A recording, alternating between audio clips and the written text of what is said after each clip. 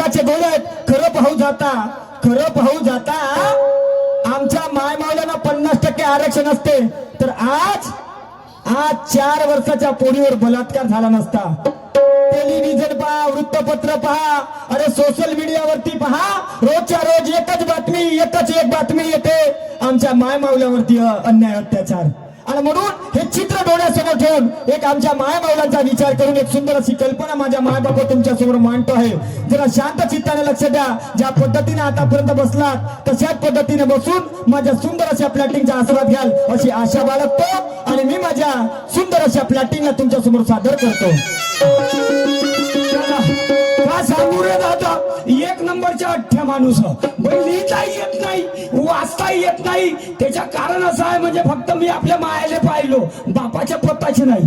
मा होती तोपर्यंत कसाही मा पोट भरी, आता ते झाली म्हातारी, सारा मा माग झालाय भार. पण लिहिता येत नाही, वाचता येत नाही, म्हणून कोणा कंपनीत कामाला लागू शकत नाही, कोणा दुकानात काम करू शकत नाही. पण एक काम करतो, तो म्हणजे जेटी लोक दिसतील तेथे जातो त्याचे कान खोरून देतो. भाई आता हा 2-3 वर्ष झाले ह्याच कामात आहो, पण 15 दिवस झाले मंडई पाहण्यातच गेले. जेवढे खिशात पैसे होते पुरे खतम झाले, 1 रुपया नाहीये. सकाळीच माय मा म्हणे दादा रे म्हणे कामावर जातो म्हणे, 100-200 रुपये येतील म्हणे तर राशन भरवून टाकून म्हणे. पण आता 11-12 वाजले, अजून धंद्यावर जायला वेळ झाली. धावत जातो बस स्टँडवर, ड्रायव्हर कंड्रायव्हर माय वाट पाहत असतील. कामावर जायला उशीर व्हायला, कामावर जायला उशीर व्हायला. अरे बघतो रिक्षावाला, बघतो रिक्षावाला, बघतो रिक्षावाला, माझी बघतो रिक्षावाला. कामावर जायला उशीर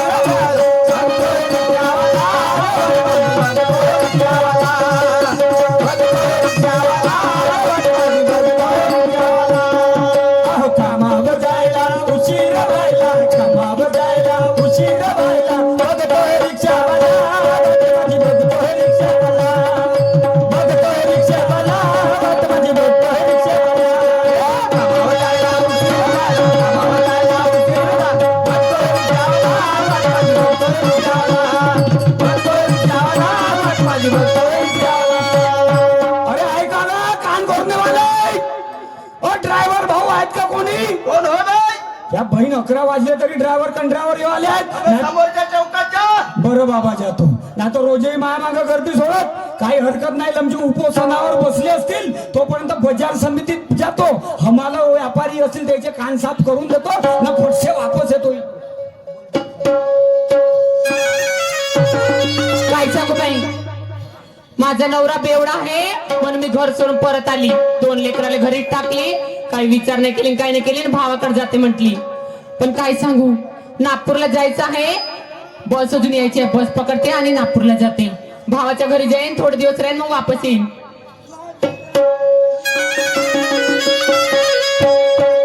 लाज राखण्याला ये जो भावराया, लाज राखण्याला ये जो भावराया, गुंतला पांडुराया, कुठे गुंतला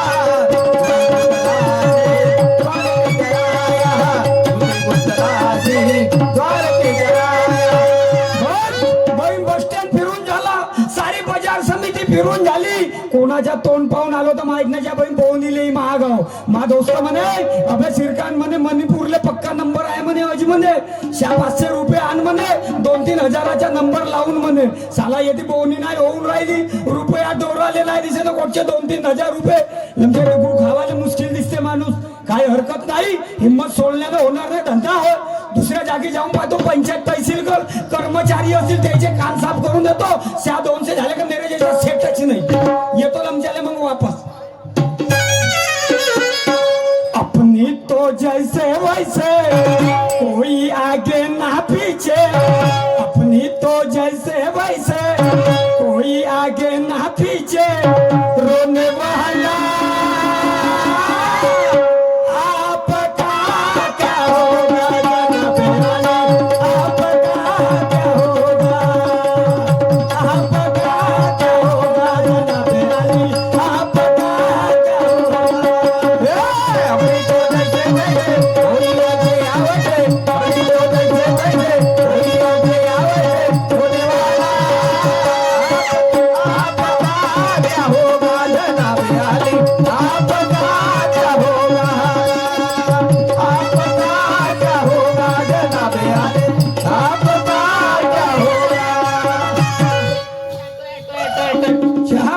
सकाळपासून धंद्यावर निघलो एकही गिराईक नाही भेटून राहिला पण हे बस स्टँड जवळ 10 वाजतापासून एक नवीन बाई उभी आहे मी पाहून राहिलो सकाळच्या 10 वाजतापासून उभी आहे आता संध्याकाळचे 5-6 वाजून राहिले तरी हे बस स्टँड जवळ याटो करत आहे त्या बहीण केवढा पेट्टा माल आहे का अरे बाप याटो नाही तुला याटो तर फिरवतोस थांबच केवढी दिसतं का पावाले जशी लागली लमची गौतमी पाटील तिच्या अंगावर तर पाहायची केवढा सोना नाना हे काही आमच्या नागपूरची बाई नव्हे हे खेड्या पाड्यावरची बाई होय हे येते नागपुरात येऊन भुलली हिच्या कोणी रिश्तेदार नाही आहे येते याटो करून राहिली सकाळपासून ह्या बहिणा माहित किस्मतच भुलली दादा कारण का माझं स्वप्न आहे ते लहानपणापासून एक स्वप्न आहे तर याटो घेवा ना नागपुरात याटोच्या धंद्याला सवाऱ्या मारावा ह्या कान खोरण्याच्या धंद्यात जास्तीत जास्त 50-100-200 रुपये कमावतो त्याच्यातून अर्धे 90 पिण्यात जातात ना मग बिडी बंडल खर्रा त्याच्यातच जातात एकही काम नाही होय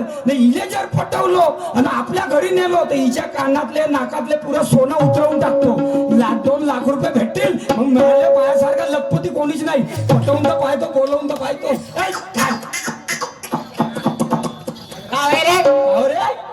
कायचा ख्याको करून राहिला आमची नागपूरची भाषा आहे हे अशी म्हणजे नवीन बाई दिसली का आम्ही असं इशारा करतो हे असं बोलवतात काय असंच बोलवतो का नाव दिलास काहून आवाज दिलास म्हणजे बाई मी तुला सकाळच्या 11 वाजतापासून पाहून राहिलो आता संध्याकाळचे 5 वाजले आता रात्र होईल मला सांग तू येते करून का राहिली मी काही पण कर तुम्हा माग गायला हिंडून राहिला अरे तुझ्या फायद्याची सांगून राहिलो बाई कायची फायद्यात सांगतो माई कायची फायद्यात सांगतो त्या बहीण मा केवढा पेट्टा माल आहे का ए नीट बोल त्या बहीण मला घरी बायकोही नसे आणि हे जर मला पटली तर माझ्यासारखा आमदार कोणीच नाही पटवून तर पाहतो लमची ओपन फसली फरक टाकूनच पाहतो बाई तू जेथे उभी आहेस नाही का हा नागपूर शहर होय हा नागपूर शहर नाही हा नरकपूर आहे नरकपूर काही पण राव तुला का करायचं आहे तू ह्या ज्या बस स्टँड वर उभी आहेस नाही का याची चांगले माणसं नाही राहत काहून काय झालं ती ह्या बस स्टँड वर चोर लुच्चे लफंगे 420 बदमाश राहतात हो का रे कालची बातमी वाचलीस का नाही हा येते भीतीला टेकून एक बाई बसली होती काय झालं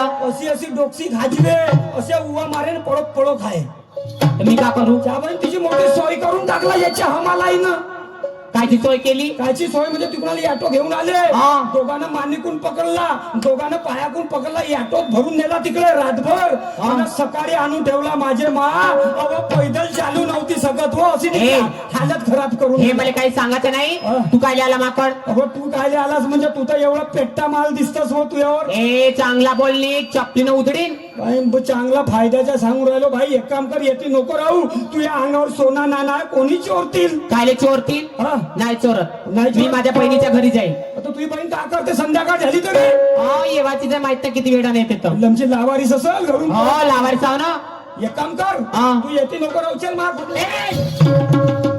चांगला रे हात नाही लावायचा म्हणतो काही सैन नाही करे कसा होईल का मा काही झाला तरी चालल, पण इले आपल्या खोलीवर पटव पुटव करून येतो, हिच्या अंगावरचं पुरं सोनं लुटतो आणि इले नंदी करून नागपूरच्या बाहेर हकलतो. ए बाई, हा. तू खरंच नाही आहेस का? मी नाही आत. तू मला काऊन भेटतोस? तुला काय ठेवू रे? हो, मी काय त्यासारखे 4-5 आले तर मी भेट नाही. मी तुला काहीच करणार नाही. तुला आपल्या खोलीवर नेईन, हा. रातभर ठेवीन, हा. तुला चांगला आऊंचार पाऊंचार करीन ना सकाळी. कायले करशील? कायले येऊ त्या खोलीवर? नाही आहेस का? जान ना पहिचान तू मेरा महिमा.